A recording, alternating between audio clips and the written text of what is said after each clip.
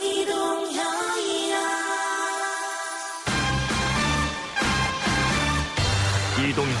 뉴스 정면 승부.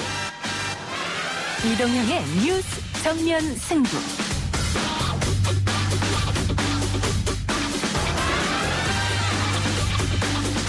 시청자 여러분 안녕하십니까, 이동형입니다. 어제 저희가 전해드린 대로 김부겸 의원 사무실에 날계란이 투척되는 일이 발생했습니다. 김 의원은 처벌은 원치 않는다는 입장을 밝혔는데요. 들어보시죠. 날계란 7, 8개를 던진 일이 발생했습니다. 저는 이분이 무슨 다른 배경이 없는 단독 범행이라면 처벌까지는 원하지 않는다라고 공식적인 의사를 전달했습니다. 이 지역에서 4번째 선거를 치르는 김 의원도 이런 일은 처음 겪는다고 했는데요. 잠시 후 1부에서 전화 연결해 보겠습니다. 지금 우리는 승리를 위한 길로 가고 있습니다. 그리고 그 목적 일자는 4월 15일입니다. 진실한 마음으로 최선을 다하겠습니다. 국민들께서 겪으시는 고통을 공감하면서 어떻게 하면 하루라도 빨리 고통을 덜어드릴까 하는 데 집중해서. 후보 등록을 마친 이낙연 민주당 선대위원장, 황교안 미래통합당 대표였습니다. 21대 국회의원 선거 후보 등록이 오늘부터 시작됐습니다. 오늘의 핫 이슈들 모아서 기자 언박싱에서 짚어봅니다. In order to safeguard the health of the athletes and everybody involved in the Olympic Games, that we have to postpone. 도쿄올림픽을 연기해야 한다. 토마스 바흐 국제올림픽위원회 위원장의 공식 발언이었습니다. 2010 도쿄올림픽을 목표로 훈련에 매진해오던 선수들은 어떻게 되는 걸까요? IOC 선수위원인 유승민 전 탁구선수 3부에서 만나봅니다. 1인당 1,000만 원 한도 내에서 피해를 입은 소상공인에게 최소 최대 1,000만 원까지 직접 지원하겠다는 거. 그런 돈이 이제 얼마가 드니 하니까 얼추 한 40조 정도 들더라고요. 한 2.5% 금리를 드릴 테니 한 3년 또는 5년 동안 좀 빌려 쓰시자 해서 제가 그 이름을 코로나 국민채라고 이름을 붙였습니다. 문재인 대통령이 야당에서 제시한 40조 코로나 국민채권에 대해 구체적 방안을 보여주면 검토해보겠다고 했습니다. 이 방안을 제시한 신세돈 미래통합당 공동선대위원장 이야기를 들어보겠습니다. 3월 26일 목요일 이동행의 뉴스 정면 승부 시작합니다.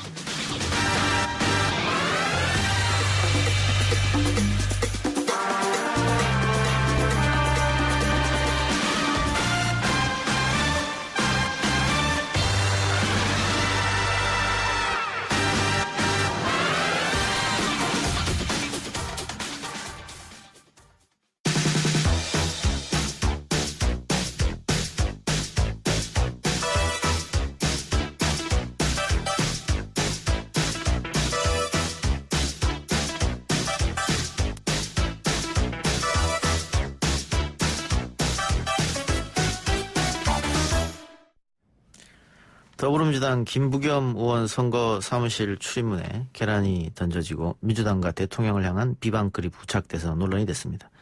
경찰이 바로 조사에 들어갔고요. 40대 용의자가 검거됐습니다. 김부겸 의원은 처벌을 원하지 않는다면서 증오의 정치에 맞서 통합의 정치를 펴겠다는 입장을 내놨는데요. 직접 연결해서 이야기 나눠보겠습니다. 더불어민주당 대구 수성갑 후보인 김부겸 의원입니다. 의원님. 예, 안녕하십니까. 김부겸입니다. 예.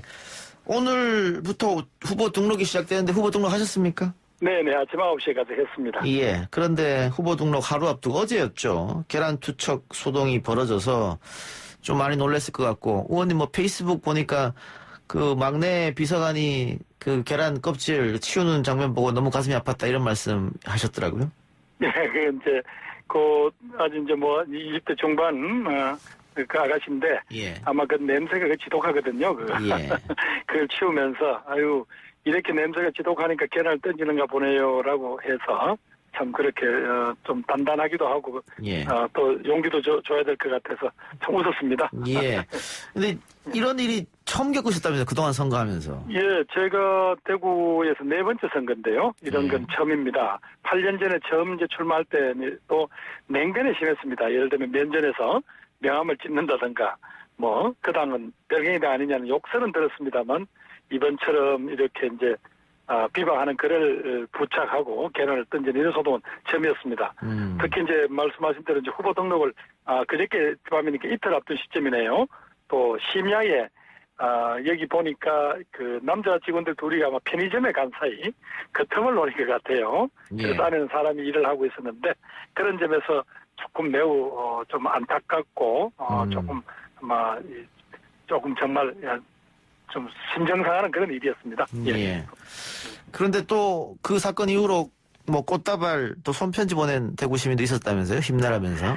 예, 뭐 이게 어차피 이제 어찌 보면 대구 시민들한테는 조금 자존심이 상하는 일일 수도 있잖아요. 예. 그러니까 혹시 이제 이런 것들이 너무 민주당이나 또 제가 너무 또 많은 상처나 또 너무 깊이 정치적인 어떤 사건으로 넘어가지 않았으면 좋겠다고 싶었던가 어떤 젊은 여성분이 예쁜 보라색 히아시스 꽃다발을 사무실에 놓고는 후닥닥 나가셨어요. 예. 그러면서 거기 손편지가 하나 들어있었는데 그게 결국 이제 포기하지 말라. 여기에는 당신을 지지하는 지금은 분위기 때문에 말은 못하지만 그런 사람이 많이 있다. 예. 함께 변화를 만들고 싶다라는 그런 뜻을 전해주셨습니다. 예. 정말 감사하고 힘이 납니다. 예. 이 사건 지금 저희가 소개해드리니까 또 저희 댓글에도 뭐 대구 지역을 좀 비하하는 그런 댓글이 올라오는데 그 지역이 문제가 아니고 그 사람이 몇몇 사람이 문제였던 거니까 대구 지역. 네네 그럼요. 예, 이게 바로 그래 가면 우리가 그렇게 극복하고 싶었던 지역주의 정치로 다시 돌아가는 거잖아요. 그렇죠. 예. 그래서 이 청취자 여러분들께서는 그런 점을 꼭 고려해 줄 것을 요청드립니다. 예. 근데 의원님 입장에서는 뭐 대구 그 코로나19 이제 있었을 때 대구에다가 뭐 의원님께서 좀 힘 좀 써서 많은 또 뭐 구호용품이나 이런 것들도 물론이고 또 1조 원이 넘는 돈도 땡겨오려고 노력 많이 했다고 제가 들었는데 좀 섭섭하기도 하시겠어요. 왜 이렇게 내 마음을 몰라주나 뭐 이렇게. 이제 물론 이제 지역의 정치인들 중에서 특히 미래통합당 의원님들은 이 시기가 공교롭게도 공천 시기가 걸려서 예. 그분들이 움직이기에는 한계가 있었고요. 예. 다행히 이제 저희 당의 홍일학 의원님하고 제가 또 구미의 김영건 의원하고 저희들이 전부 예결위원이었어요. 예. 그래서 정말 정부 원안을 보고는 이게 말이 되냐. 예. 이 어려운 시기에 국민 보고 빚내 갈아서 버티라는 게 말이 되냐라고 막 싸움도 하고요. 예. 또 지방에서 올라가서 저희들이 사실은 시위하다시피 시위도 하고 우리 원내대표님하고 우리 대구시장님 경북지사님 간담회도 저희들이 만들어드리고 예. 또 국회의장님도 뵙고 이러면서 다양한 노력을 했고 마지막에는 또 개수조정 소위원회로 들어가셨던 홍일학 의원께서 정말 목숨을 걸고 정말 한번 도와주라. 한 지역이 전부 다 정말 말라 죽게 생겼다. 굶어 죽게 생겼다. 그래 업소를 해서 저희들이 1조 400억을 정부 원안보다도 더 추가해서 대구 경북에 배정을 했습니다. 예. 근데 용의자는 어차피 붙잡혔다고 해요. 네네. 어제 아마 밤새 수사를 했다 그러고요. 아마 이제 고무렵에 저희들이 이 사람이 검거됐다는 이야기를 듣고 저희들이 개인적으로 예를 들면 배우가 있거나 뭐 조직적이 아니라면 저희들은 처벌을 원치 않는다는 그런 뜻은 저희들이 밝혔습니다. 예. 처벌을 원치 않으셨다고 했는데 혹시 왜 이런 행동을 벌였는지 들어는 보셨습니까? 제가 아직까지 제가 수사 보고를 받거나 이럴 처지는 아니지 않습니까? 예. 그런데 어떤 이분이 보니까 44살인데 조금 말하자면 사회에서 이렇게 크게 활동하거나 이런 분은 아닌 것 같아요. 예. 그러니까 이런 분들의 가슴 속에 지금 어떤 기존 질서라든가 정치권의 정오감 같은 게 있고요. 막 그런 게 있는 것 같고 또 그게 이 지역에서는 진영 정치로 이렇게 구분이 되다 보니까 아마 저희들에 대한 어떤 참을 수 없는 어떤 불신 같은 게 이런 게 있지 않나. 어찌 보면 이분도 결국 보면 그 과도한 진영 정치나 어떤 정오에 내몰린 정치 그런데 희생자가 아닌가. 그게 또 자의식이 과잉이 됐을 거 아닙니까? 나는 그 가치를 지켜야 된다든가 이런 그런 것들이 있는 행동으로 연결된 게 아닌가 하는 생각이 듭니다. 예. 계란도 던졌습니다마는 선거사무소 그 정문 앞에다가 팻말도 붙였던데 그 비관글을 보면 문재인 폐렴 민주당 아웃 이런 거였어요. 네네. 예. 그 선거운동 하면서 혹시 이런 이야기를 들으세요? 문재인 폐렴이라든가. 그렇게 노골적은 아니지만 사실 정부 여당에 대한 어떤 비판의 핵심은 결국 같은 기조입니다. 우리 정부의 여러 정책들을 못 믿겠다. 그리고 이번에 이제 방역 대책이 이제 물론 전 국민적인 어떤 방역을 잘하고 있다. 라는 게 이제 국민적으로 한 67% 되고 우리 대구 경북도 이제는 이 정부가 잘한다라는 게 한 57% 나옵니다. 예. 지금은. 예. 그렇지만 초기에는 그게 또 중국인 입국을 막지 않아서 이게 확산된 거다. 오해도 많았고 예. 또 마스크 때문에 우리가 한 3주 곤욕을 치렀었잖아요. 예. 줄을 서고. 이제 그런 부분들이 어느 정도 해소되면서 이 지역의 주민들도 이제 또 시민들도 본인들도 상당히 의연했잖아요. 그동안 예. 줄서기 예. 사재기 이런 거 없었고 예. 그러면서 차츰 보니까 해외에서 평가도 그렇고 문재인 정부의 이 방역 대책 자체에 대해서 조금씩 신뢰가 높아지고 있는 그런 중입니다. 다만 이제 정치적으로 그동안 여러 가지 덩어리가 맺혔던 이런 부분들은 아직 쉽게 안 풀리는 것 같네요. 예. 근데 의원님 방금 뭐 여론조사 이야기도 하셨습니다만은 최근에 그 외신에서 그 한국의 방역 대응에 대해서 뭐 극찬하고 뭐 키트를 빌려달라 뭐 이런 얘기도 하고 하면서 그 대통령 국정 지지도 또 민주당 지지도가 전국적으로 많이 올랐거든요. 대구 경북도 좀 올랐다고 생각하십니까? 아직은 여기는 뭐 체감을 못 하겠어요. 아직도 예. 우리 정당에 대한 지지율이 한 20% 초반대. 예. 미래통합당에 대한 지지율이 40%대 초반이니까 예. 우리 후보들이 모두 다 힘들어하고 있죠. 그러나 조금씩 사실상 아무 대안 없이 정부에 대해서 이렇게 비판만 하고 화를 낸다는 게 결국 지역으로 하여금 점점 더 어렵게 하는 거 아니냐. 그리고 시민들이 어떤 새로운 비전이라 할까 도시 발전에 대한 그림을 그리기 어렵지 않느냐. 오히려 그런 점에서 지금 여당 후보로 나온 분들이 또박또박 어떤 지역 발전 공약이라든가 혹은 국가의 미래에 대한 비전들을 오히려 또박또박 지금 제출하고 있거든요. 예. 오히려 지금 미래통합당 쪽은 뭐 제가 남부당이라서 조심스럽습니다만은 그 공천 파동의 후유증이 제법 큰 것 같습니다. 그 여파도 있고. 후보들이 많이 나왔잖아. 예. 알겠습니다. 선거 얘기 나왔으니까 자연스럽게 선거 얘기를 해보죠. 그 현재 여론조사를 보면 이제 두 분이 지금 주호영 후보하고 이제 박빙으로 나온 것 같아요. 지난번 총선은 의원님께서 상대 후보를 굉장히 큰 스코어에서 눌렀는데 이번에는 그렇게 분위기가 좋은 것 같지는 않습니다. 아유, 예, 그렇죠. 그때는 이제 도전자였기 때문에 좀 상대적으로 여유가 있었다면 지금은 훨씬 더 지키는 게 어렵네요. 그런데다가 아까 말씀하신 대로 지역주의 정치라든가 진영 정치에 대한 어떤 그런 어떤 상처들이 아주 강하게 남아 있어요. 예. 그래서 정부 여당의 각종 정책이나 이런 데 대해서 막연한 분노가 또 있고요. 또 아까 이야기한 어떤 조사는 박빙이지만 또 어떤 조사는 제법 차이가 나는 걸로. 왜냐하면 상대 후보가 정당 지지율을 먹고 있기 때문에 제 개인적인 그 극복에는 상당히 좀 아직 차이 나는 것도 있고 이렇습니다. 또 그러면서도 이렇게 보니까 아직도 이분들의 마음이 천갈래 만갈래인 것 같습니다. 제 김부겸이라는 이 후보를 살려주는 게 도움이 될 건지 혹은 이번 기회에 한꺼번에 말하자면 청산을 해야 도움이 될 건지 아직도 마음들이 못 정하시고 보고 있는 것 같은데 그런 점에서 아까 우리 정부의 코로나 대응에 대한 평가가 좋아지고 이런 것들은 저한테 장기적으로는 도움이 될 거라고 생각합니다. 예. 어제도 대구시 의회에서 그 여야 의원들끼리 논쟁이 있었고 오늘도 좀 논쟁이 있다가 권영진 대구시장이 뭐 쓰러지는 일도 있었는데 결국 이 문제는 긴급 생계 자금을 권 시장이 총선 이후인 4월 16일 날 지급하겠다 해서 벌어지는 거지 않습니까? 그렇습니다. 예. 그 점은 저는 안타까운데 예. 다른 지자체들이 하는 걸 보면 신속하고 직접 지원을 하거든요. 예. 그런데 뭐 다른 여러 가지 방법이 있겠지만 굳이 왜 4월 16일이냐 하고 막 저희들이 문제 제기를 많이 했잖아요. 예. 특히 우리 더불어민주당 소속 기초위원님들 또 광역위원님들이 가서 직접 시위도 하고 해서 예. 일단은 6일 날부터 우편 발송이 가능한 분들은 그걸 통해서 우편 발송을 하겠다.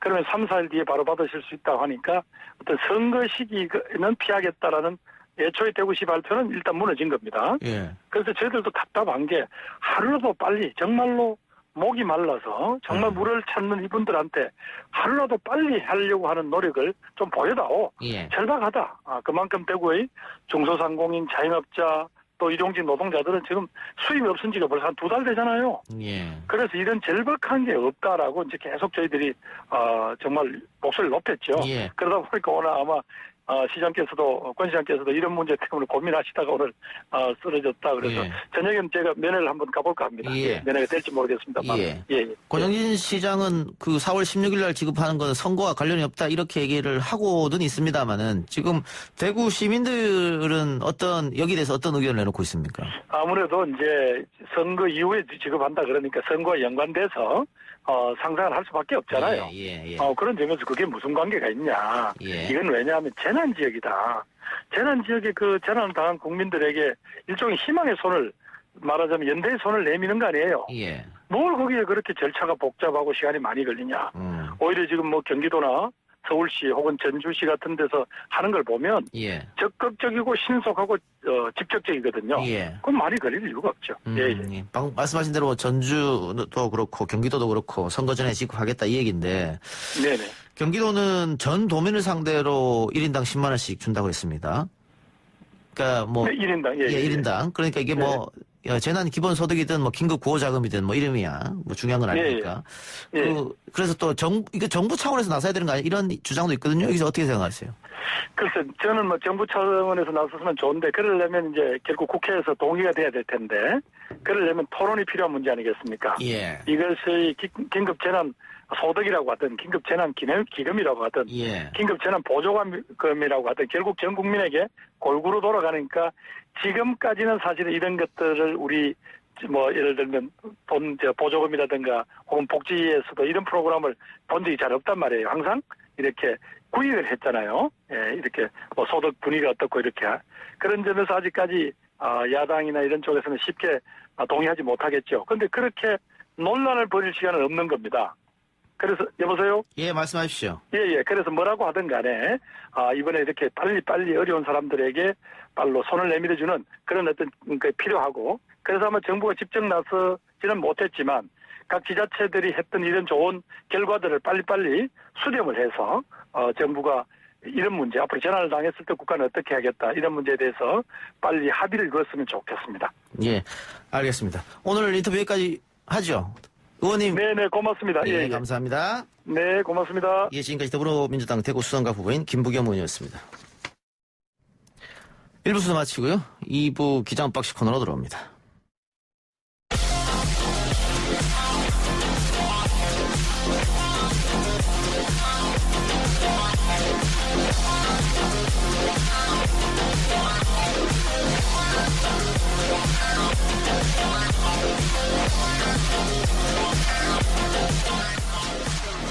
오늘 나온 뉴스들을 언박싱해드린 기자 언박싱. 오늘 오마이뉴스 박종희 기자 나왔습니다. 어서 오십시오. 네, 안녕하십니까. 조주빈이 오늘 첫 검찰 조사를 받았는데 조사 내용이 좀 알려졌습니까? 아직 조사 내용은 알려지지 않았습니다. 하지만 어제 검찰이 형사사건 공개심의위원회를 열고 수사에 지장이 없는 범위 내에서 관련 규정에 따라 수사 사항을 공개하기로 했거든요. 국민들의 관심이 크기 때문에 공개할 수사 내용이 있을 경우엔 브리핑이 있을 것으로 보입니다. 예. 그리고 어제 가족한테 들은 얘기와 실제 혐의 내용이 다르다면서 사임계를 낸 변호인이 첫 초안 조사를 앞두고 조 씨와 면담을 했는데요. 조 씨가 면담 이후에 혼자 조사받겠다고 해서 변호인 참여 없이 오전 10시 20분부터 조사가 진행됐습니다. 예.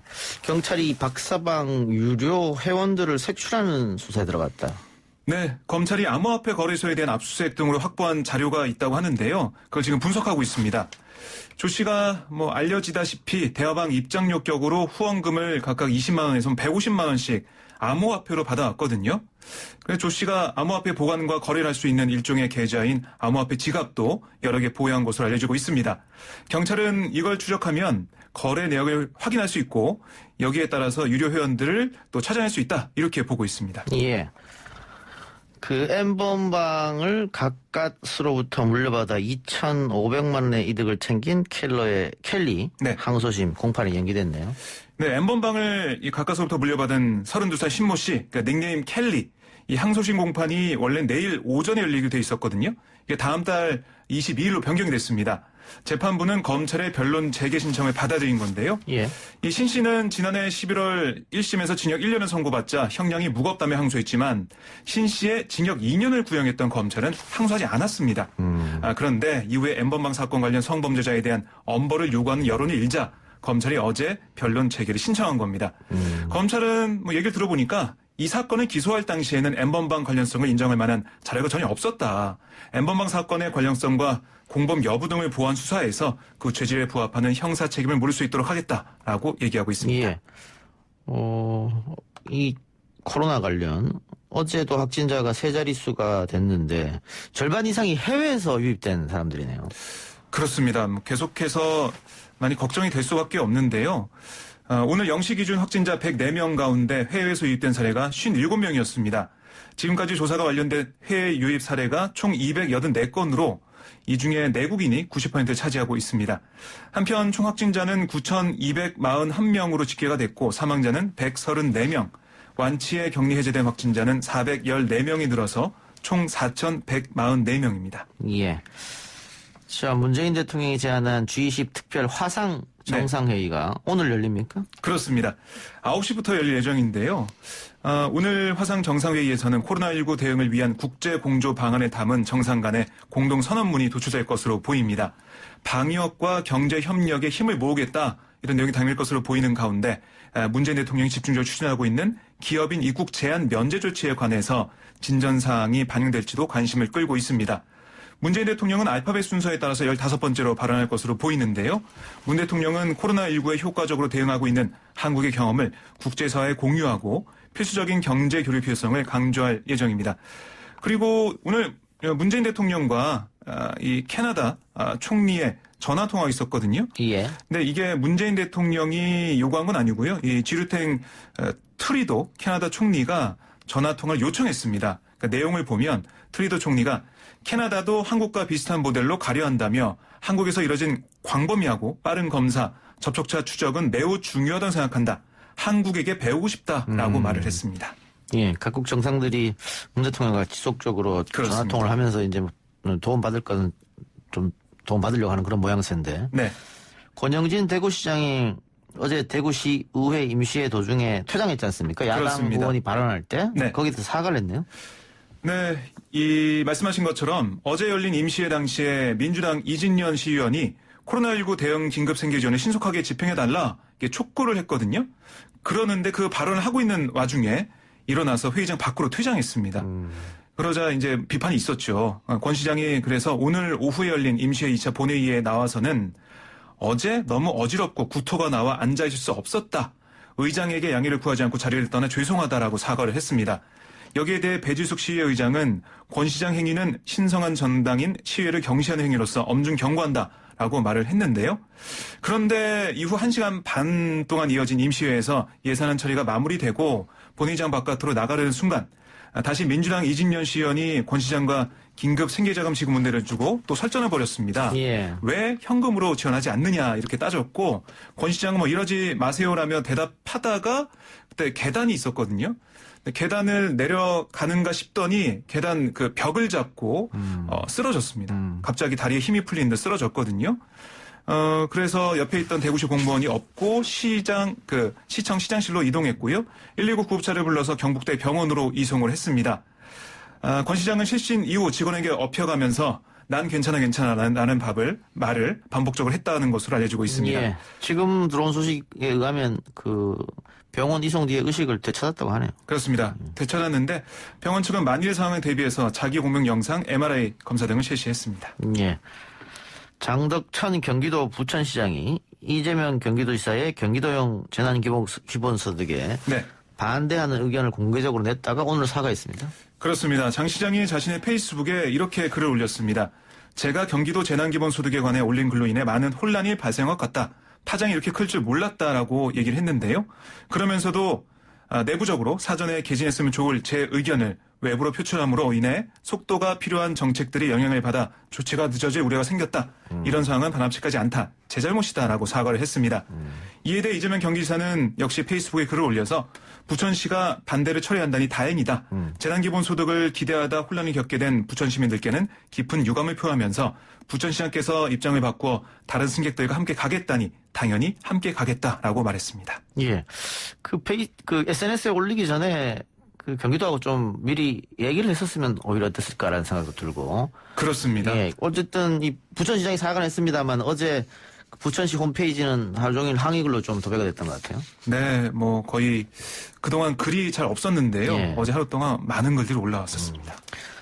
알겠습니다. 정치권 이야기 해보죠.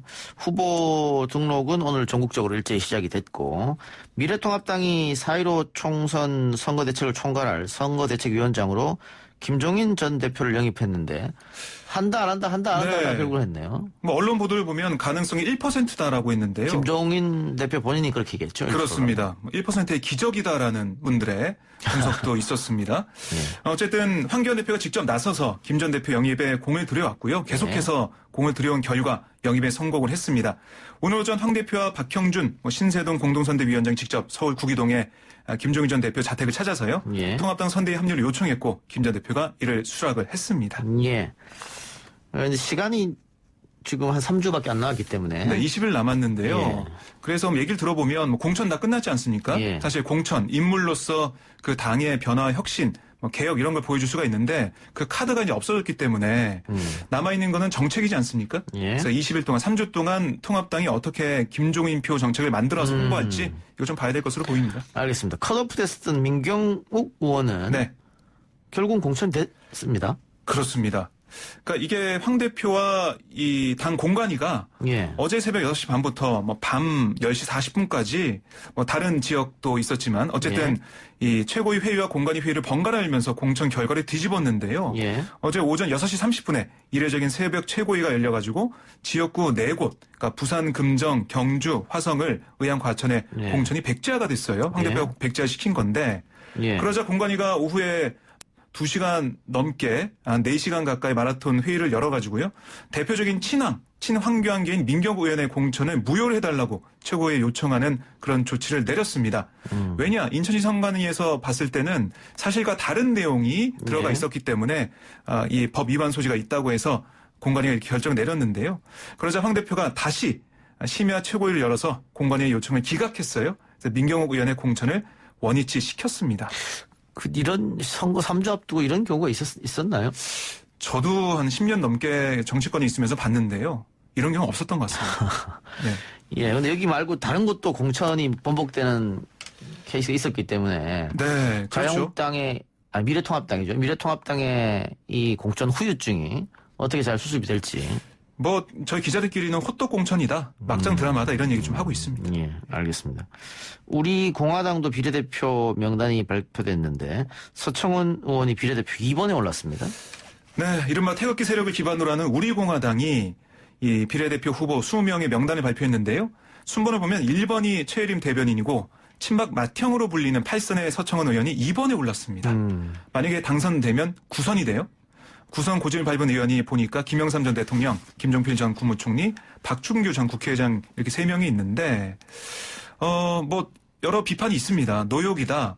젊은 사람들 위해서 비켜줘야 되는 거 아니냐 이런 비판도 있고 그러니까 이게 사실 원래는 자유통일당으로 김문수 전 지사와 함께 합당해서 자유통일당이 되지 않습니까? 근데 정강훈 목사와 김문수 이 전 지사가 빠져나갔어요. 그래서 다시 당 이름을 우리공화당 바꿨는데 결국 친박계 맏형을 공천하면서 글쎄요, 태극기 세력 그 지지자분들은 좋아할지 모르겠지만요. 예. 일반 유권자들 볼 때는 좀 너무 나은 거 아니냐 이런 생각할 것으로 보입니다. 결국은 또 올드보이의 귀환이다. 네, 이런 얘기가 나올 수밖에 없겠지요. 그렇습니다. 그리고 손학규 전 대표도 예. 비례대표 2번 민생당 비례대표 2번에 올랐다 이런 얘기가 좀 나오고 있어요. 예. 이렇게 된다면은 젊은 세대를 위해서 물러나겠다. 젊은 세대의 앞길을 지키기 위해서 예. 호남 3당 합당이 안 된다라고 얘기했던 손학규 전 대표의 진정성이 더 의심을 받게 되겠죠. 예. 알겠습니다. 지금 손학규 민생당 비례대표 2번, 네. 서청원 의원이 비례대표 또 2번. 그렇습니다. 근데 두 분이 다 70세가 넘으셨고. 예, 손 전 대표가 47년생이에요. 만 72세고 서청원 의원은 만 76세입니다. 예. 네. 알겠습니다. 이거 우리 국민들이 좀 어떻게 판단할지 좀 지켜봅시다. 네. 오늘 기자 언박싱은 여기서 마무리하죠. 수고하셨습니다. 네, 고맙습니다. 지금까지 기자 언박싱 오마이뉴스 박정호 기자였습니다.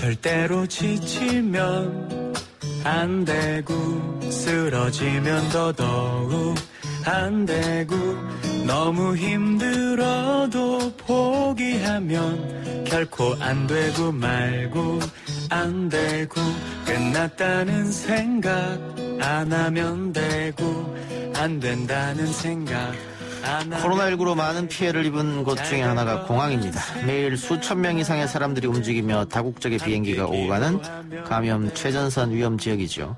이런 인천국제공항을 코로나19로부터 절대 사수하기 위해 매일 3교대로 방역작전을 펼치며 고생하는 분들이 계십니다.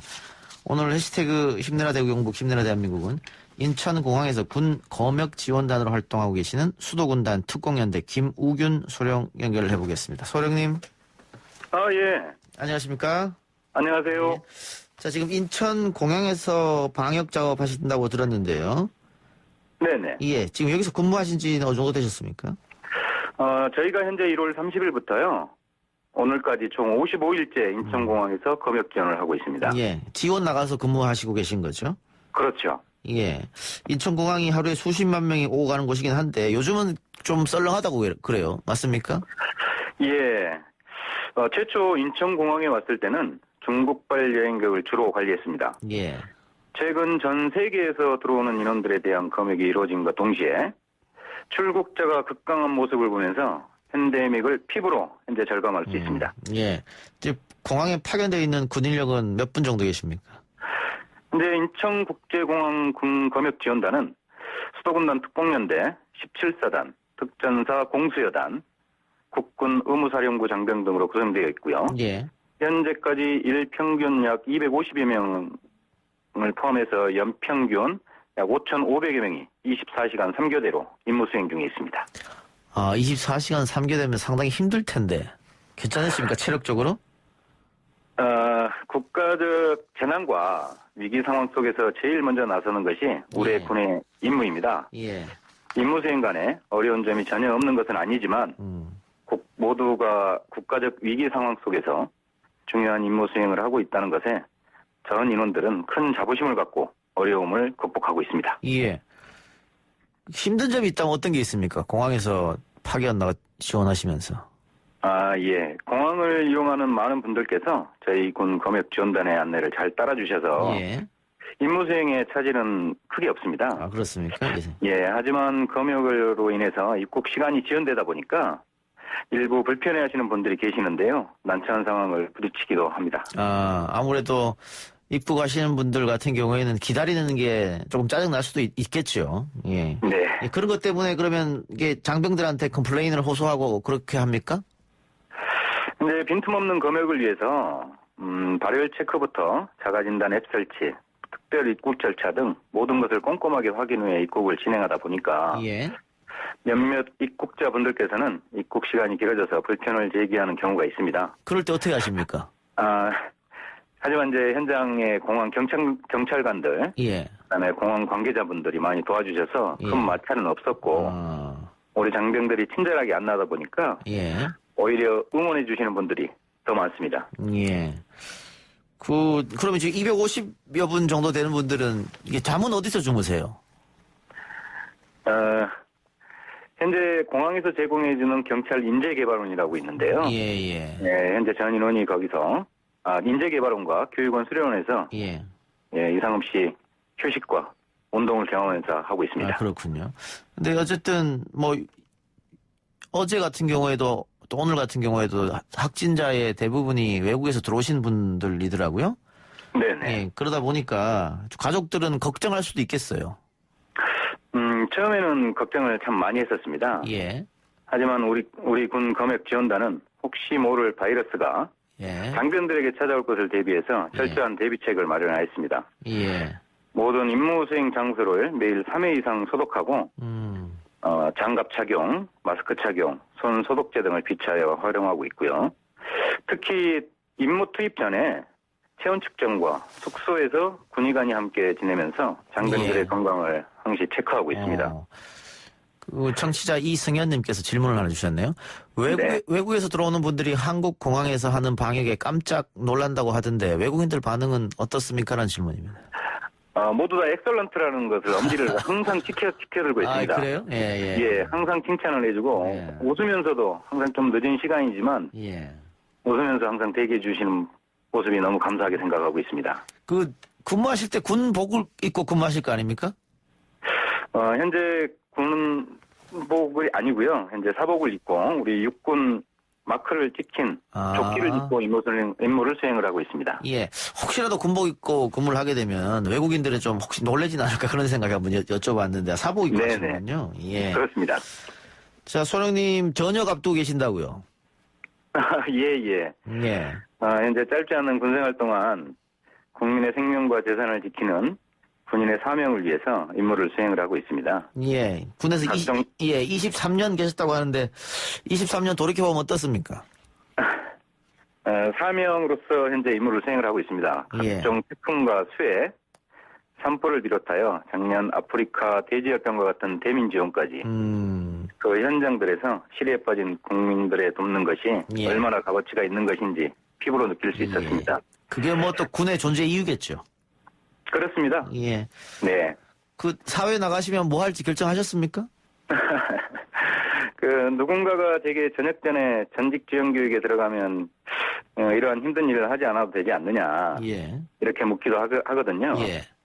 하지만 군 선배들도 늘 그랬듯이 현시에 준하는 국가적 위기 상황에서 다른 무엇보다 우리 군이 가장 먼저 나서야 한다고 생각합니다. 저는 한 23년 동안 국민을 위해서 마지막으로 봉사할 수 있는 기회라고 생각하고 다른 생각은 잠시 접어두었습니다. 예. 그러니까 제대 얼마 안 앞두고 사실은 안 할 수도 있는데 마지막으로 봉사한다는 생각으로 지원하셨다는 말씀이네요.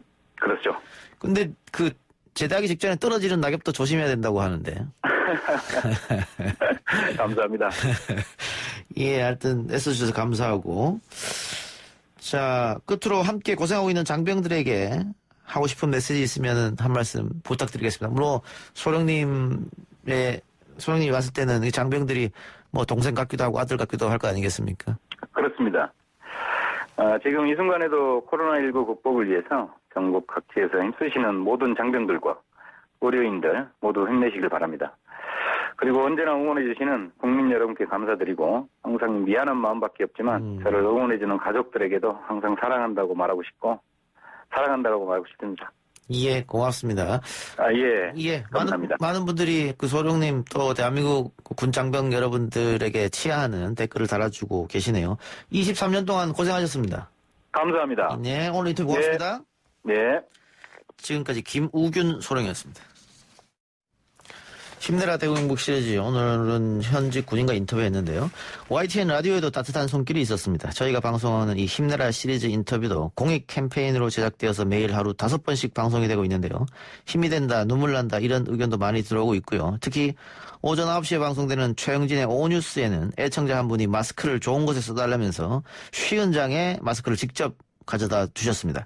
지금 오뉴스 제작진이 어디에 기부하면 좋을지 고민 중이라 하는데 재난 상황에서도 이런 따뜻한 소식들이 YTN 라디오를 통해 많이 전해지고 있습니다. 고맙습니다. 여러분 힘내시기 바라고 저는 뉴스 듣고 돌아옵니다. 글쎄 안 들려 들을 뉴스 없어 아무 뉴스도 귀에 들어오지 않아 듣고 또 들어도 들을 뉴스 없어 만든 게 이 프로야 이동영의 뉴스 정면 승부. 이동영의 뉴스 정면 승부 3부 시작합니다. 전 세계를 휩쓴 코로나19 사태로 결국 2020 도쿄올림픽이 연기됐습니다. 오는 7월 개막 예정이었던 올림픽은 내년으로 연기됐는데요. 도쿄올림픽을 목표로 수년간 구슬땀을 흘렸던 국가대표 운동선수들 1년을 더 기다려야 하는 상황에서 많이 혼란스러울 것 같습니다. 올림픽 연기 소식 관련해서 유승민 IOC 선수위원 연결해서 이야기 나눠봅니다. 위원님 나와 계십니까? 네, 안녕하세요. 네, 안녕하십니까. 자, IOC의 결정 어떻게 보고 계세요? 네, 우선 불가피한 결정이라고 생각을 하고요. 예, 지금 전 세계적으로 이게 스포츠를 넘어선 전 세계 어떻게 보면은 정말 악재잖아요. 예. 그러다 보니까 IOC도 그런 부분 선수들의 특히 건강 부분을 신경 안 쓸 수가 없었고요. 다만 처음에는 이제 선수들이 올림픽 연기라는 게 사상 초유의 일이기 때문에 다소 연기하는 게 쉽지는 않았지만 이제 전 세계 확산되고 있는 추세 속에서 선수들의 건강을 염려해서 다소 빠르게 결정을 해준 거에 대해서는 굉장히 선수들도 환영하고 있습니다. 그 4년을 준비한 선수들 입장에서는 조금 아쉽기도 할 것 같기도 한데요. 네, 아무래도 이 선수들은 사실 그 올림픽이 주는 의미는 그 정말 의미 이상이거든요. 예. 그래서 선수들이 정말 누구보다도 기다리고 정말 그 올림픽에 맞춰서 그 몸 컨디션이라든가 모든 계획들을 하고 있었는데요. 준비하고 있었는데 예. 아무래도 수정이 불가피해졌기 때문에 선수들도 아쉬워하는 부분들도 굉장히 있고요. 다만 지금 이 코로나 사태가 사실은 뭐 스포츠를 넘어선 굉장히 중요한 문제이기 때문에 뭐 연기 결정에 대해서는 선수들도 뭐 잘 따르고 있는 것 같습니다. 예, 당연한 결정이 아니었냐 선수들도 이렇게 생각한단 말이죠. 예. 네. 자, 선수촌에 입소했던 선수들은 그러면 퇴촌했습니까? 네, 저희 탁구 같은 경우에도 오늘 아침에 퇴촌을 했고요. 예. 이제 선수들이 근 한 10주가량 그냥 철저히 관리를 이제 한 걸로 알고 있습니다. 그러다 보니까 이제 불확실성 속에서 그렇게 이제 외출 외박도 자제하고 선촌 내에 있다 보니까 그 스트레스 지수가 많이 올라가고요. 예. 그리고 그동안에 좀 피로도도 많이 쌓였기 때문에 지금은 잠시 휴식기를 가질 필요가 있지 않나라는 판단이 들어서 이렇게 퇴촌한 걸로 알고 있습니다. 예. 그 퇴촌하고서도 컨디션 유지나 뭐 경기력 유지를 위해서 어느 정도 개인 훈련이 필요할 것 같은데요. 네, 아무래도 이제 그런 관리는 선수 개개인이 다 준비를 하고 있을 테고요. 예. 다만 이제 1년 다시 장기 플랜으로 가야 되기 때문에 예. 이제 선수들도 그 부분에서 이제 서서히 준비를 할 것 같고요. 예. 이제 중요한 거는 앞으로의 일정인데 지금 뭐 그 전 세계의 코로나 사태로 인해서 대회들이 다 취소 및 연기가 되고 있지 않습니까? 예.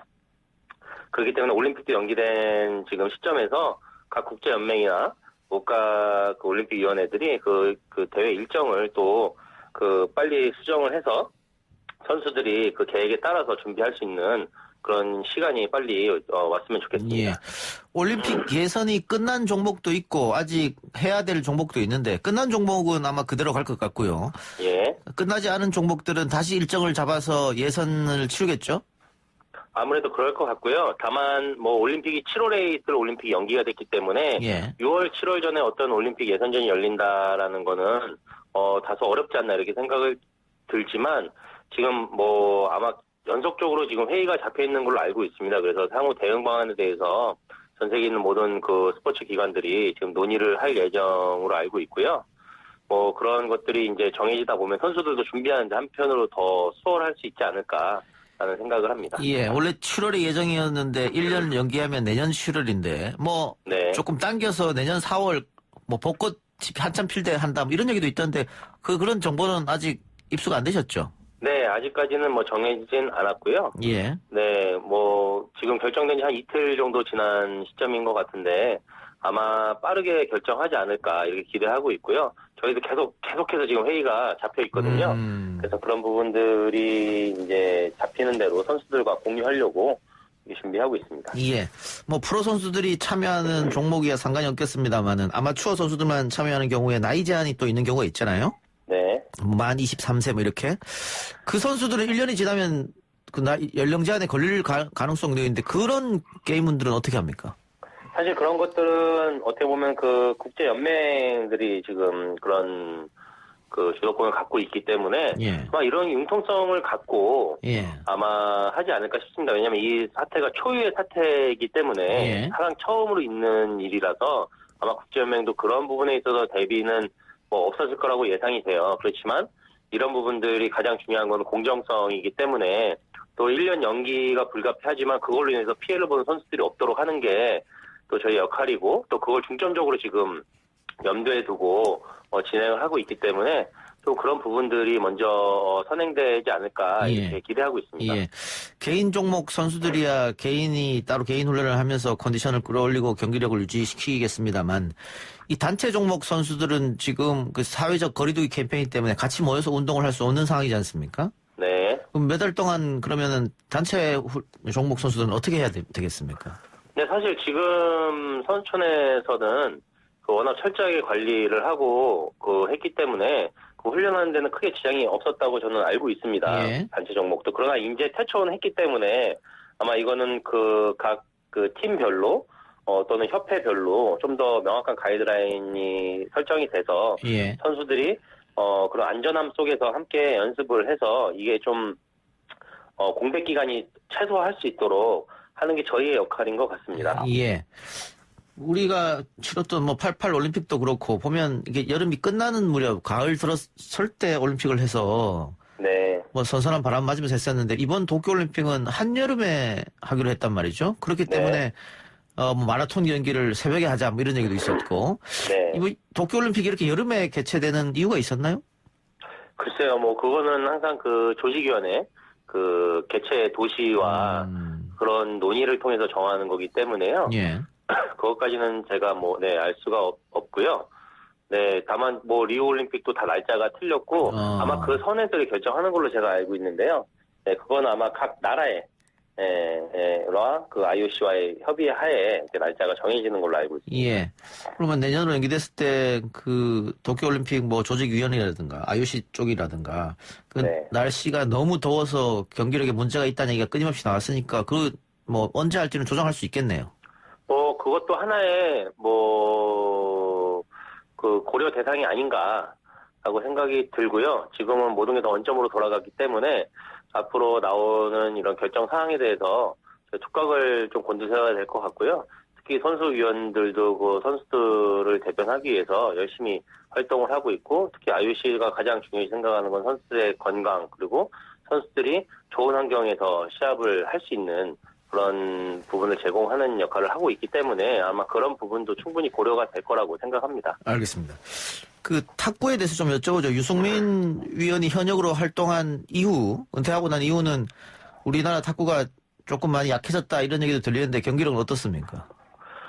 사실 그 중국이 워낙 강세고요. 일본, 유럽들이 많이 올라오고 있는데 저희도 지금 유망주들이 키워지면서 지금 현재 간판인 남자 같은 경우에 장우진, 이상수, 정영식 선수가 굳건히 견제해주고 있기 때문에 경기력은 다소 예전에보다는 다소 떨어질 수 있지만은 이번 올림픽에 사실 저희도 메달을 또 기대를 했었고, 특히 혼합복식 종목이 신설이 됐기 때문에 그 혼합복식 종목 같은 데도 한번 금메달도 한번 바라보고 있었는데요.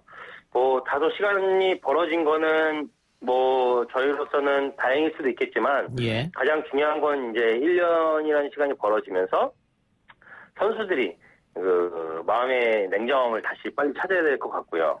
또 혼란을 최소화하기 위해서 협회 차원에서의 그런 행정적인 절차들을 신속하게 정리를 해서 선수들이 준비할 수 있도록 한다면 아마 내년 올림픽에서 좀 좋은 결과 기대해도 될 것 같습니다. 예, 알겠습니다. 마지막으로 후배 선수들에게 당부하고 싶은 이야기 있으면 하십시오.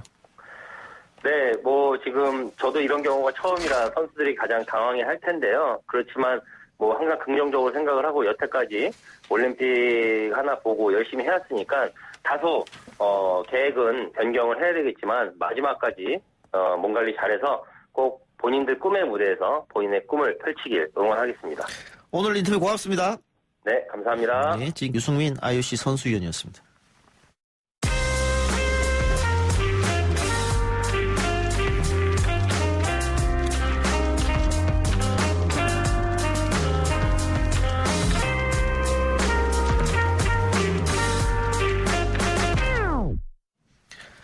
(3년) 만기 연이자 2.5%의 채권으로 40조 원을 마련해서 코로나 사태로 타격을 입은 1,000만 소상공인에게 최대 1,000만 원까지 지원하자, 이런 제안이 미래통합당 측에서 나왔습니다. 청와대는 구체적인 방안을 제시하면 검토해보겠다는 답변을 내놨다고 하는데요. 구체적으로 어떤 보관인지 잠깐 짚어보고 가겠습니다. 경제 전문가로 미래통합당 공동선대위원장 맡고 있는 신세돈 교수 연결합니다. 교수님. 네, 반갑습니다. 네, 안녕하십니까. 방금 제가 이야기한 40조 원의 채권 발행, 어떤 보관인지 설명 좀 부탁드리겠습니다. 두 가지 측면이 있는데요. 예. 그 돈을 조달을 해서 어디다 쓸 거냐 하는 부분이 하나 있고요. 예. 어떻게 조달하느냐 이 부분이 있잖아요. 예. 어디다 쓸 거냐 하는 거는 아까 잠깐 소개가 됐지만 1,300만 자영 중소업자의 한 40% 정도가 이번 코로나로 굉장히 타격을 입었다고 가정하면 한 400만, 500만 개 업체가 돼요. 예. 그 업체 한 400만, 500만 개 업체의 피해의 정도에 따라서 예. 그 피해는 이제 작년에 비해서 매출이 얼마나 줄었는가 하는 걸 가지고 예. 피해 정도를 측정을 해서 가장 피해가 크면 두세 달에 걸쳐서 1,000만 원. 예. 가장 피해가 적다고 하면 두세 달에 걸쳐서 한 500만 원. 예. 그렇게 이제 드리는 건데, 그거를 계산해 보니까 한 29조 정도 나오더라고요. 예. 그 안이 이제 우리가 지출하는 부분에 이제 큰 몫이고, 예. 또 나머지 10조는 이제 건강보험료를 내기가 어려운 분이 많으니, 예. 건강보험료 조금 감면해 드리고, 또 전기값 수도료 부담도 좀 있으니, 그것도 이제 한 3만 원 한도 내에서 조금씩 감면해 드리자 하는데 들어가는 돈이 대충 한 3, 4개월에 한 10조 가까이 돼요. 예. 그래서 이제 40조가 되는 겁니다. 그거 합쳐서? 네. 예. 그 안은 지금 정부가 내놓은 2차 비상경제안 안에 대충 다 들어가 있어요. 예. 그러니까 우리 미래통합당에서 비상대책으로 내놓은 안을 사실상 정부가 거의 다 수용을 했다. 근데 이제 그것을 수용했다고 하지 않고 우리가 제안한 내용들을 대부분 이제 비상경제대책회의에서 수용을 했어요. 예. 문제는 이제 조달하는 방법이잖아요. 예. 이제 정부는 그 조달하는 방법에 대해서 은행에서 빌려오는 거, 또는 그 국고를 쓰는 거 이런 부분에 대해서 분명한 언급이 사실 없어요. 예. 저희는 지금 시중에 부동자금이 제가 오늘 아침에 통계를 보니까 요구불 예금, 즉 언제 뽑았을지 모르는 요구불 예금이 한 200조에서 250조. 예. 그 다음에 이제 한 1년 정도 만기의 정기 예금 적금이 1,500조 돼요. 예. 그러면 이 둘을 합하면 1,700조 정도의 부동자금이 있지 않습니까? 예. 근데 이 자금이 지금 금리가 시장 금리가 굉장히 낮아요. 그렇죠. 1% 정도밖에 안 돼요. 예. 그래서 그것을 조금 경쟁력 있게 2%라든지 이렇게 해서 끌어다 쓰면 예. 충분히 40조는 큰 어려움이 없이 조달할 수 있겠다. 예.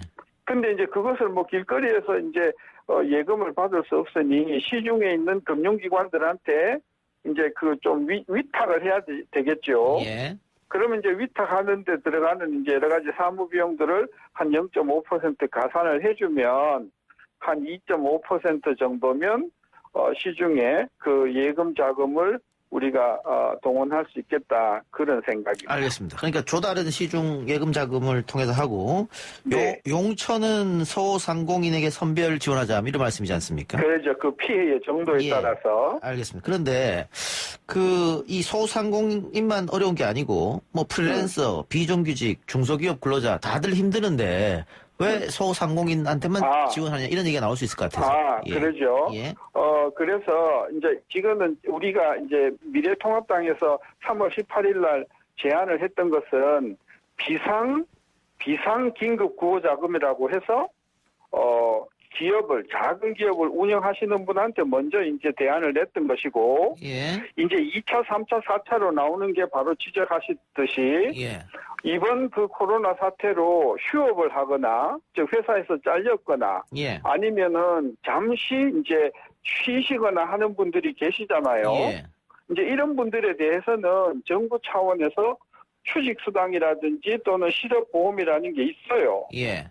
그것 가지고는 좀 부족한 부분이 있으니 예. 그것을 조금 휴직수당을 조금 더 주고 예. 그다음에 이제 이렇게 해서 그 피해를 고용의 그 피해를 입은 분에 대한 대책이 지금 저희 마련이 돼 있고요. 오늘 내일 그걸 발표할 예정이고 그뿐만이 아니라 이제 항공업이라든지 유통업이라든지 큰 그 산업의 타격이 크지 않습니까? 예. 그래서 큰 피해가 큰 산업, 항공, 그다음에 운수 이런 대형 산업들이 지금 어려우니 그런 산업들에 대한 금융 지원 방안도 같이 나와줘야 되겠죠.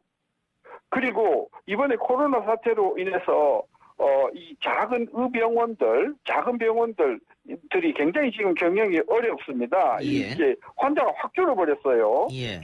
왜냐하면 나다니진 않으시니까. 그래서 지금 코로나 사태로 이제 피해를 보시는 그런 여러 업종, 예를 들면 유통, 항공, 그다음에 여행, 관광 이런 업종에 대한 포괄적이고 종합적인 금융 지원 방안을 함께 해서 조만간 우리 미래통합당에서는 지난번에 나온 40조는 긴급 조치고 이번에는 종합 코로나 대책을 해서 아까 고용 피해, 그다음에 피해를 입은 산업, 그리고 이제 그 의료 부분 이런 등등 해서 종합적인 패키지로 이 지원 대책이 조만간 발표될 겁니다. 예, 지금. 방금 위원장님 말씀은 비상긴급 구호자금이라고 하셨는데, 뭐 비상긴급 구호자금일 수도 있고, 뭐 재난 기본소득일 수도 있고, 지금 제 질문은 지금 정부 여당 쪽 혹은 민주당 쪽에서는 선별로 주지 말고 국민 전체를 다 주자 이런 이야기가 나오고 있는 실제가 제가 여쭤보려고 하는 거예요. 그래요. 예, 40조 같은 경우에는 국민 1인당 80만 원씩 줄 수 있는 금액이거든요. 그러면은 이렇게 선별로 지급하지 말고 국민 모두에게 80만 원이든 뭐 100만 원이든 100만 원이면 50조입니다. 이렇게 지급하면 행정력 낭비, 행정력에 들어간 돈도 줄이고 차별 논란도 없지 않느냐 이런 반론이 있을 수 있을 것 같아요. 만약에 우리 지금 앵커님이 식당을 한다고 가정해 보십시다. 예. 1월 매출 금방 통계 잡힙니까? 안 잡힙니까? 예. 2월 통계 금방 잡힙니까? 안 잡힙니까? 예. 그러면 금년 1월부터 3월까지의 매출을 통계를 내고 작년에 1월부터 3월까지 통계가 있겠습니까? 없겠습니까? 있겠죠. 그러면 작년 매출하고 지금 매출 비교해서 얼마만큼 매출이 줄었는지 통계 나오지 않습니까? 그러면 코로나 사태로 얼마만큼 피해가 입었는지 따져볼 필요가 없지 않습니까? 행정비용이 무슨 행정비용이 든다는 말씀입니까? 우리가 지금 소득을 벌으면 이 소득 통계가 국세청에 다 들어가요. 정말 1원 한 장 뺄 수가 없는 통계가 즉각 통계청으로 다 들어가요. 따라서 우리는 금년 1월, 3월에 그 매출의 피해나 소득의 피해는 금방 통계에 잡히기 때문에 어느 정도 타격을 입었는지는 저는 그게 행정비용이 들어갈 게 없다. 저는 그런 생각이라서 행정비용을 핑계로 대시는 분들은 떡볶이를 하고 있다고 생각하시고 계산해보면 금방 나옵니다. 떡볶이 가게를 운영하신다고 생각하고 얼마만큼 장사가 안 되는지는 금방 계산이 나온단 말이에요. 아니 그래도 어쨌든 행정적으로 사람이 붙어가지고 분류를 하고 뭐 누구한테 얼마를 지급하고 다 계산해야 될 거 아니겠습니까? 그런 시간이 아니 그러면 우리 앵커님은 그 종합소득세나 소득세 내실 때 그 다 계산을 하십니까? 아니면은 그냥 그 홈택스에 들어가 보면 바로 다 나옵니까? 다 나오는데 그게 컴퓨터 입력한다고 다 되는 게 아니고 어쨌든 사람이 사무를 처리해야 되니까 이 부분에 있어서 새로 생긴 일이기 때문에 행정력이 좀 들어가지 않느냐 그 말씀이고요. 안 들어갑니다. 저 믿어주십시오. 행정력 절대 안 들어갑니다. 주민번호 치고 작년 매출 치고 금년 매출 치면 금년 매출이 작년에 비해서 얼마 줄어들었는가가 금방 나오고요. 그 내려간 것을 30% 감소 이내, 50% 감소 이내 그 규입만 하면 이분이 A급 피해자인가 B급 피해자인가 C급 피해자인가 금방 나오기 때문에 행정력이라는 게 들어갈 게 없습니다. 그래요. 알겠습니다. 자, 뭐 저랑 논쟁할 걸 아니니까요. 아니 그렇죠. 그러니까 우리 국민들의 이해를 위해서 제가 간단한 예를 드린 거죠. 그리고 어제 부천시 홈페이지에 항의 댓글 올린 사람이 많았는데 그거는 경기도에서 전 도민에게 10만 원 준다 그랬을 때 부천시장이 그것보다는 자영업자들한테 400만 원씩 주는 게 낫다 이런 얘기해서 그 부천 시민들이 우리도 다 힘들다 왜 자영업자만 그렇게 하냐 이렇게 해서 좀 했던 것 같은데 이 차별 논란은 그럼 어떡합니까? 그럼 저 이래 물어볼게요. 그 자녀가 4명이 있는데 그 자녀가 4명이 있는데 그 자녀가 어떤 자녀는 굉장히 어렵고 어떤 자녀는 어렵지 않다고 하면 부모가 지원을 할 때 어떻게 지원하는 게 좋습니까? 그냥 모든 자녀니까 100만 원씩 똑같이 주는 게 좋습니까? 아니면 특별히 어려운 자녀한테 400만 원을 주는 게 좋습니까? 어느 게 더 좋습니까? 말씀하세요. 아니, 제 포인트가 그거예요. 다 어려운 사람들한테 먼저 줘라. 그러니까 오케이, 다 어렵다고 하면 좋습니다. 다 어려운 정도가 똑같습니까? 어려운 정도가 다 다릅니까? 다르겠죠. 예. 제 포인트가 그거예요. 예. 적게 어려우면 적게 그 지원을 하고 많이 어려우면 많이 지원을 하자는 알겠습니다. 게 예. 네, 차등의 예. 본질입니다. 예. 그런데 그 전 국민의 다주자고 주장하는 사람들은 이거를 뭐 지역 화폐라든가 또 바우처라든가 이런 걸로 주게 되면 그거 가지고 결국 소상공인 일하는 식당이나 뭐 이런 데 가서 쓸 거 아니냐 이거거든요. 제가 한번 이제 물어봅시다. 예. 이번에 경기도에서 나오는 그 지역 화폐요. 예. 지역 화폐를 가지고 백화점 가서 쓸 수 있습니까? 없습니까?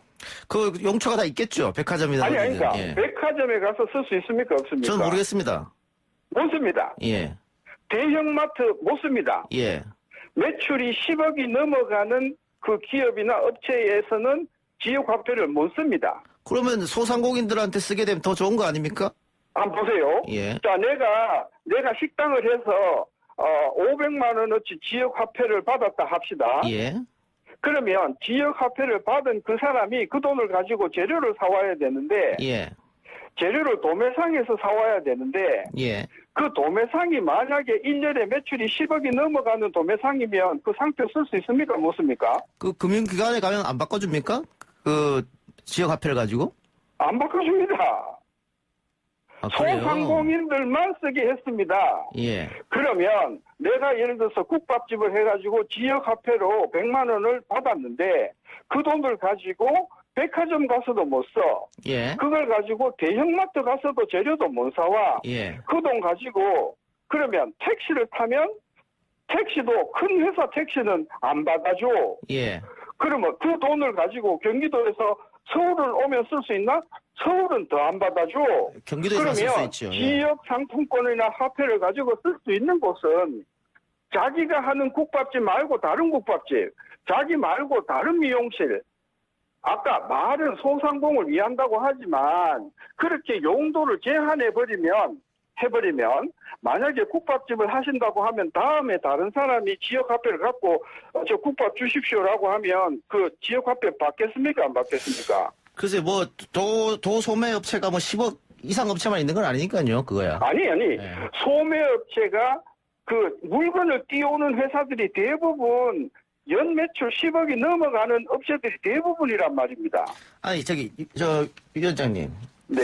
위원장님 아까 그 40조 마련해서 정말 어려운 소상공인에게 도와주자라고 하셨지 않습니까? 최대 1,000만 원까지. 네네. 근데 10억 이상 매출을 올린다고 하면은 소상공인은 볼 수 없지 않습니까?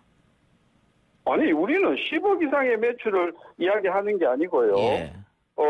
작년 매출에 비해서 50% 이상 매출이 줄어든 기업. 예. 또는 업체. 예. 예, 그런 업체 규모에 따라서 차등하자는 거기 때문에 예. 1,000만 원이라고 하면 이것도 한 달에 다 주는 게 아니고 석 달 정도에 나눠서 주기 때문에 알겠습니다. 한 달에 지원되는 돈은 최대가 300만 원인데요. 예. 구멍가게의 기준이 연 매출이 8,800만 원이거든요. 예. 그러면 8,800만 원의 연 매출이면 한 달 매출이 얼마입니까? 한 700만 원 되겠네, 그렇죠? 예. 700만 원 매출되는 작은 구멍가게에서 장사가 절반이 안 됐단 말입니다. 그러면 300만 원밖에 매출이 안 나왔지 않습니까? 예. 그런 기업한테 300만 원을 최대로 지원한다 그러면 예. 그 소상공인은 이게 지원이 별로 효과가 없는 거겠습니까? 굉장히 큰 거겠습니까? 아니, 그게 무슨 말인지 알겠습니다. 예. 그래서, 그러니까 지금 미래통합당이 마련한 이 40조 어려운 소상공인을 도와주자라고 해서 만드는 거지 않습니까? 중소기업, 자영업, 소상공인 합해서 이야기입니다. 예. 그래서 제가 아까 그 말씀 한번 들어봤어요. 결국은 소상공인을 위한 거 아니냐 이런 질문을 들어봤고. 그러니까 실질적으로 그게 도움이 되는 거지, 1인당 10만 원 해서 4인 가구 40만 원을 도와줘봤자, 연 매출 8천 하는 그 자영업자는 그게 거의 도움이 안 된다. 그 말씀입니다. 예, 알겠습니다. 오늘 약속한 시간이 좀 흘러가지고요. 오늘 인터뷰 여기서 마무리하겠습니다. 네네. 고맙습니다. 예, 감사합니다. 네. 지금까지 미래통합당 신세돈 공동선대위원장이었습니다. 3분 숫자 마치고요. 4분 민심은 숫자다 코너로 들어오겠습니다.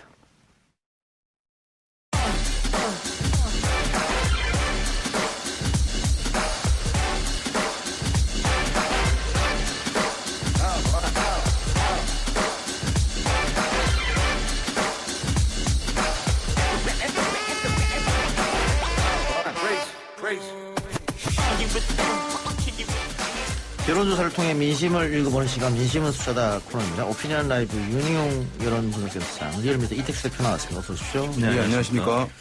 이번 총선의 최대 관심사 또 변수라고 하면 비례대표를 뽑는 정당 투표입니다. 리얼미터가 비례대표 정당 투표 여론조사 했네요. 네, 저희가 TBS 의뢰로 조사한 내용인데요. 3월 23일 월요일부터 25일 수요일까지 3일간 전국 18세 이상 남녀 1,518명을 대상으로 조사했습니다. 무선 전화 면접 및 유무선 자동답 혼용 방식이었고요. 응답률은 5.3%, 표본오차는 95% 신뢰순에서 플러스 마이너스 2.5%포인트였습니다. 비례대표 정당 투표 어느 정당이나 투표할 건지 물어봤는데요. 더불어시민당이 28.9%, 미래한국당 28%, 0.9%포인트 차이였습니다. 거의 비슷했고요. 예. 그다음에 열린민주당을 저희가 이번 주부터 처음 넣었는데 11.6% 기록했고요. 그다음에 정의당이 5.4%, 국민의당이 4.9%, 친박신당 2.7%, 민생당 2.4%, 자유공화당 2%, 민중당 1.3% 순으로 나타났는데요. 이 데이터를 근거로 오늘 연합뉴스 기사에서 총선 비례의석 추산 보도가 나왔는데 네. 시민당이 16석이고요. 그다음에 미래한국당이 16석 동률로 나왔습니다. 그다음에 열린민주당이 7석. 정의당이 3석, 국민의당 3석, 친박신당이 1석, 민생당이 0 내지 1석 이렇게 나오는 것으로 보도가 됐습니다. 예. 열린민주당이 처음으로 리얼미터 조사에 들어왔는데 네. 두 자릿수를 기록했네요. 네, 그렇습니다. 열린민주당이 두 자릿수를 기록하면서 더불어시민당, 정의당, 국민의당에서 조금씩 뺏어오지 않았나 생각이 드는데. 그렇죠. 더불어시민당이 사실 지난주에는 이제 38%를 기록했는데 저희가 이제 당시에는 더불어시민당이라는 워딩이 아니었고요. 더불어민주당이 주도하는 비례연합정당 사실상 열린민주당까지 포함된 지지율이었었습니다. 38%였는데 이 둘을 분리했더니 더불어시민당이 한 10%포인트 가까이, 그러니까 정확하게는 9.1%포인트 하락한 28.9%였고요. 그다음에 열린민주당이 11.6%. 그러니까 뭐 대략 한 40% 가까운 지지율을 더불어시민당과 열린민주당이 나눠 가졌다. 뭐 대략 3대 1 정도로 나눠 가졌다. 이렇게 보면 될 것 같고요. 정의당이 이제 더불어시민당과 열린민주당 간에 좀 갈등, 경쟁 구도 때문에 정의당이 조금 밀린 측면이 있습니다. 5.4%로 좀 낮은 수치를 기록했습니다. 예. 어떻게 보십니까? 정의당이 앞으로 더 빠질 가능성이 있다 이런 얘기도 있던데. 지금 한 5%, 과거에 사실 이제 보면은 10% 상회하는 선거 결과들 많이 있었거든요. 그러니까 이제 진보 성향층에서 뭐 지역구 투표는 민주당에게 하고 정당 투표는 정의당에 하는 이제 이런 패턴을 가진 분들이 이제 제법 있는 그런 상황인데요. 지금 이런 비례대표 정당 투표에서 정의당이 5%대로 나왔다는 건 상당히 지금 정의당으로서 상당히 충격적인 결과로 보고 있을 것 같은데요. 여기서 더 떨어질 가능성 있을 수 있겠지만 어쨌든 지금 상당히 낮은 단계에 왔기 때문에 아마 뭐 한 이 수준 낮아지더라도 이 수준은 유지할 것으로 보이긴 하고요. 지금 어쨌든 열린민주당과 더불어시민당, 민주당 계열의 두 개의 비례정당이 있게 되다 보니까 민주당 지지자들이 과거에는 하나의 정당의 한 선택지가 하나였을 때는 정의당으로 가는 것들이 많이 있었는데 지금 민주당 내에 두 개의 선택지가 있다 보니까 민주당 계열 이외의 정의당 등으로 이탈하는 표가 오히려 줄어드는 현상이 나타나서 기본적으로 봤을 때는 그 두 개의 당으로 쪼개지면서 뭐 외연은 뭐 비슷하거나 아니면 다소 많아지는 그런 이제 양상으로 지금 초반에 전개되고 있다고 할 수 있겠습니다. 예, 지금 더불어시민당 같은 경우에는 1번부터 10번까지를 자당 후보를 내세운 게 아니고 11번부터잖아요. 네. 그럼 아까 연합뉴스에서 가상으로 했는 걸 보면 16석 정도면 5석 정도 되는 겁니까? 네. 6석 정도 되는 거네요. 네, 6석 정도. 6석 정도 되는 건데 민주당 지지자들이 왜 내가 내 표로 우리 당이랑 상관없는 사람을 10명이나 당선시켜야 되냐. 그러면 나는 정의당으로 간다. 이랬을 텐데 열린민주당이 생기면서 그런 쪽으로 빠지는 게 많이 사라진다는 거죠. 그렇습니다. 다만 어쨌든 더불어시민당과 열린민주당의 경쟁 구도, 경쟁 관계는 앞으로 이제 좀 이어질 수밖에 없는 상황이라고 할 수 있겠고요. 왜냐하면 여기서 열린민주당이 지금 리얼미터 조사에서 두 자릿수를 기록했는데 만약에 추가적으로 지지율이 더 올라간다. 투표 의향이 올라간다 할 경우에는 빠지는 측은 더불어시민당의 이 투표 의향이 떨어질 것이거든요. 그렇게 되면 이렇게 의석 계산을 해볼 텐데 만약에 민주당에서 파견한 민주당의 원래 이제 비례 후보들이 몇 명 당선되지 않는 시나리오로 전개될 수가 있거든요. 그러면 아마 당 지도부들끼리의 미묘한 갈등, 뭐 언쟁이라든가 또는 지지층 간의 이런 갈등들이 제가 봤을 때는 좀 불가피하게 나타날 수밖에 없는 측면이 있습니다. 예. 자, 더불어시민당과 열린민주당의 분산. 일단은 뭐 열린민주당도 3% 이상은 지금 봤을 때 무조건 나올 것 같으니까 사표 논란은 사라진 것 같고, 다만 양쪽으로 이렇게 분산되는 것이 어떻게 시너지 효과가 나는 건지 아니면 마이너스가 되는 건지 어떻게 보십니까? 마이너스일 것 같지는 않습니다. 진보 진영 전체로 본다라고 하면은 그 보수 정당에 갈 수 있는 비례 정당 의석을 더 가져오는 것이기 때문에, 다만 더불어시민당에 이제 가 있는 더불어민주당의 비례대표 의석이 줄어든다는 차원에서 그러니까 더불어민주당 입장에서는 공천 탈락 혹은 컷오프 등의 이유로 당 바깥에 있는 분들이 열린민주당을 만들어서 물론 이분들은 이제 선거가 끝나면 뭐 통합연대 이제 가능성을 열어두고 얘기하고 있지만 이해찬 대표는 뭐 참칭하지 말라 뭐 이런 얘기까지 하면서 좀 불편하겠죠. 이 공천에 배제된 분들이 이제 다시 나중에 이제 당 안으로 들어오면 불편한 부분도 있을 겁니다. 근데 여하튼 더불어민주당 입장에서는 그렇고요. 진보 진영 전체로 본다라고 하면은 의석이 좀 늘어나는 그런 시너지 효과는 분명히 있다고 봐야 될 것 같습니다. 예. 미래통합당 얘기도 좀 해보죠. 미래통합당이 지금 지지율이 조금 하락하고 있고, 미래통합당, 위성정당의 미래한국당 지지율도 하락하고 있고, 대통령 지지율과 민주당 지지율은 반대로 올라가고 있는 모양새지 않습니까? 네. 이거 어떻게 분석해야 됩니까? 리얼미터 조사에서는 그동안 미래통합당 지지율이 30%를 넘어왔었죠. 이번 주 주중 집계이긴 합니다만 29.8%로 30% 선이 오랜만에 붕괴됐습니다. 그럴 수밖에 없었던 것이 지역구 공천은 지역구 공천대로 좀 잡음이 있었고요. 비례대표는 비례대표 공천대로 공관위와 또 황교안 대표 체제 최고위원회 간의 갈등이 심했었습니다. 죄송합니다. 정병국 의원 같은 경우 이제 참혹한 상황이다. 또 사기당한 심정이다. 이런 극한적인 발언까지 오늘 했는데요. 그러다 보니까 지지층에 균열이 생길 수밖에 없었고, 그게 이제 국민의당으로 갈 것 같은데 또 국민의당도 이번 주는 1.2%포인트 빠졌어요. 그래서 다른 정당에서 크게 오른 부분이 없다라는 점에서는 뭐 무당층 뭐 0.4%포인트 올랐고 친박신당 0.5%포인트 정도밖에 오른 게 없는데, 결국에는 열린민주당이라든지 다른 정당이 좀 올라간 부분에 좀 이탈 세력들이 간 것이 아닌가. 왜냐하면 열린민주당은 검찰개혁을 지금 계속 강조를 하고 있기 때문에 검찰개혁에 대해서 좀 지지를 보내는 분들이 일부 이쪽으로 옮겨온 것이 아닌가 싶습니다. 미래통합당 지지율 하락 어떻게 보십니까? 지금 어쨌든 뭐 우리가 버스를 타고 기다릴 때 버스가 덜컹거리면 사람들이 내리게 되는 것이거든요. 그러니까 버스가 상당히 안정감 있게 가야 타고 있는 승객들이 이제 끝까지 가는 것인데, 굉장히 흔들리고 위험하다, 뭐 불편하다 하게 되면 다음 정거장에서 내리는 것이니까 지금 그런 현상처럼 미래통합당 내부에서 또는 미래한국당 내부에서 여러 가지 공천을 둘러싸서 싸고 벌어지는 상당히 심각한 갈등들, 선거가 이제 코앞에 닥친 상황에서 선거를 제대로 치를 수 있을지에 대해서 지지층들이 걱정할 단계까지 이루어졌기 때문에 내가 그 당을 지지한다고 하는 것들이 어쨌든 제약될 수밖에 없는 상황이고요. 다만 뭐 그럼에도 불구하고 뭐 이것은 좀 일시적인 현상이 아닐까 생각되고, 선거가 다가오고 캠페인이 전개되면 아마 떨어졌던 부분들은 복원 내지는 이제 회복은 할 가능성이 있을 텐데, 문제는 이제 그것만으로는 여당과 경쟁해서 승리하거나 경쟁 구도를 만들 수 있는 상황이 아니기 때문에 추가적인 중도층 등의 지지 흡수를 해야 되는 상황인데, 이런 이제 중도층 등이라든가 중간층 같은 분들은 정치 영역 내에서의 갈등이나 혼란 뭐 이런 부분에 대해서 더욱 거부감을 많이 갖고 있는 사람들이거든요. 그런 면에서 중도층 등의 추가적인 지지 확장 이런 부분에도 최근에 이런 논란들이 좀 부정적인 영향을 받을 가능성이 있지 않을까 생각됩니다. 집안 싸움하는 모양새에 비춰지면 국민들이 좋아하지 않겠죠. 이렇기 때문에 김종인 전 대표가 결국은 통합당 선대위에 합류를 했는데, 김종인 전 대표 합류 통합당에 어떻게 도움이 되리라고 보십니까?